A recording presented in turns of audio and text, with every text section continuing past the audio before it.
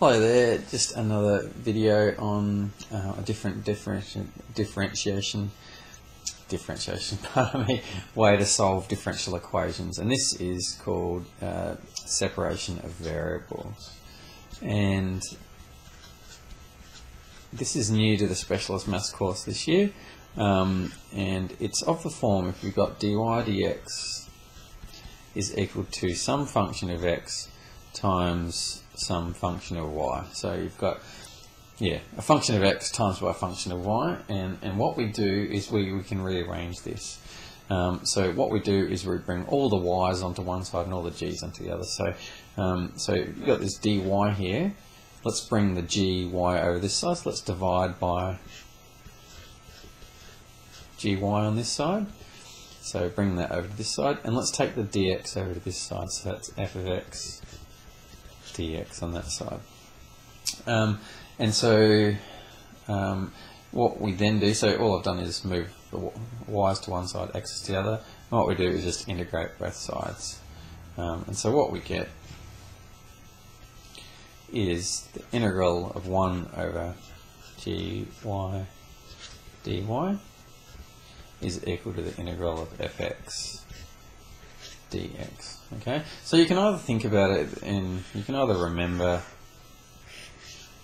that the function of y, just take the reciprocal of that, and the function of x just stays the same, or you can just drag one over to one side and one over to the other. But that's the method that we do, and then we just solve it. So just quickly, let's just have a look at an example. It's not that hard in practice, I mean in knowing what to do, but sometimes some of the examples might be hard. So let's just have a look at one. Solve dy dx equals y squared sine x, where y equals 1 when x equals pi. So let's just have a look at this. So I'll do it the slow way, but you can, like I said, the y just gets to be reciprocal and the x just remains the same. But I'll just show you that in case you can't remember that. I don't remember things like that. So I'm going to bring the y squared over to this side. So divide both sides by y squared. The dy I'm going to leave there equals, I'm going to take the dx to this side and leave the sine x there.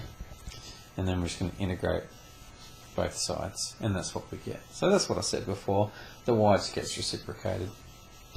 Okay, so now let's do this. Now 1 over y squared, that's y to the negative 2, so increase the power, you get y to the negative 1, and then divide by negative 1, so you get negative 1 over y plus some constant equals integral of sine x is negative cos x plus some other constant.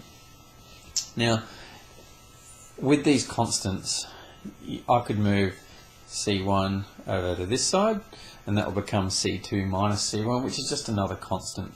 So in actual fact, the fastest way to write this is just to jump straight into negative 1 over y equals negative cos x plus c. You can just jump straight to that line, because that c just takes care of all the constants sort of put together.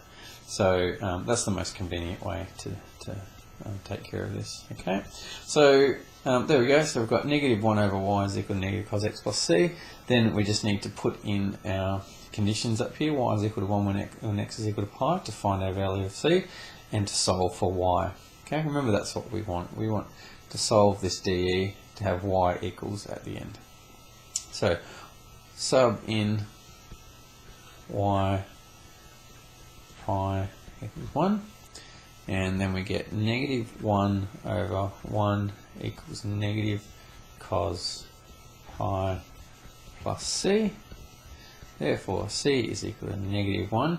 Now, cos of pi is negative 1. Cos pi is equal to negative 1, so that's equal to positive 1. So we're at minus 1, so it's negative 1 minus 1, which is equal to negative 2. Therefore, we have negative 1 over y is equal to negative cos x minus 2. Let's just solve this. I'll negate everything, so therefore 1 over y is equal to cos x plus 2. Therefore, y is equal to 1 over cos x plus 2.